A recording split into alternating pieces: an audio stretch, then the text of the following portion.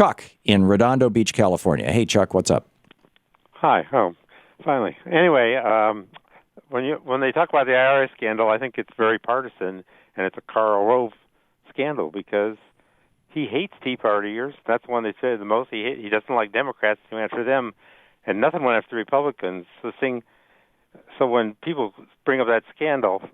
Well, there is no IRS scandal. Yeah, the IRS scandal. There is none. Right. It was entirely manufactured by Fox so-called news. Well, I think Karl Rove was right in there because the head of the IRS was a Karl Rove Republican. Yeah. And Karl Rove was, I think... But see, the IRS didn't do anything wrong, Chuck. Well, no, but they did. They made it look like a scandal. That was No, Fox News made it look like a scandal. The IRS didn't do anything wrong. Lois Lerner did nothing wrong. In fact, they weren't. If anything, I would like them to have been more aggressive. They were looking at. I like the IRS. Yes, I'd like them to do that very thing. They were both looking at both liberal and conservative organizations. It turns out that they were turning down more liberals than conservatives. That's the point that I don't like.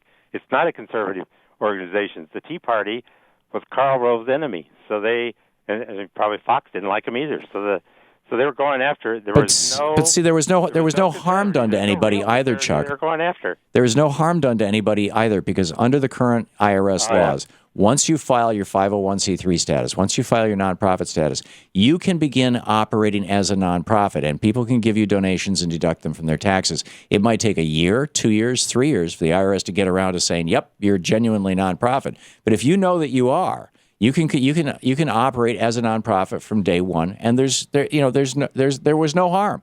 On the other hand, if you're not behaving like a nonprofit, if you're behaving like a lobbyist or something, then yeah, I want that 501c3 status to be revoked. I do too, but I agree. No harm was done, right? Except to Obama's reputation.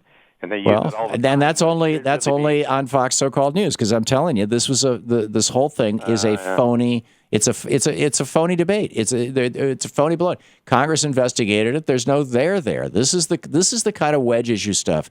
This is the kind, like Fast and Furious. This is the kind of wedge issue stuff that Fox News builds up to the point where Fox News viewers, if you say Benghazi, Fast and Furious, IRS, they immediately know what you're talking about. If you say that to the average American who does not watch Fox News on a regular basis, they have no idea what you're talking about because these are Fox News created, and I shouldn't even call it Fox News. I mean, it's the official voice of the Confederate States of America. It's Fox so-called news. Karl Rove is big there, right? Yeah, Karl Rove is big there, but he's it's just another scam. I mean, he's part of the hustler class in the Republican Party.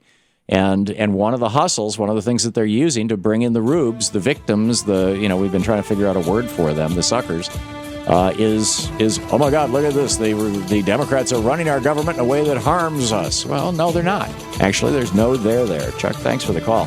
But sorry, not buying it. This is something that only happens in Fox so-called newsland, in the Confederate States. We'll be back.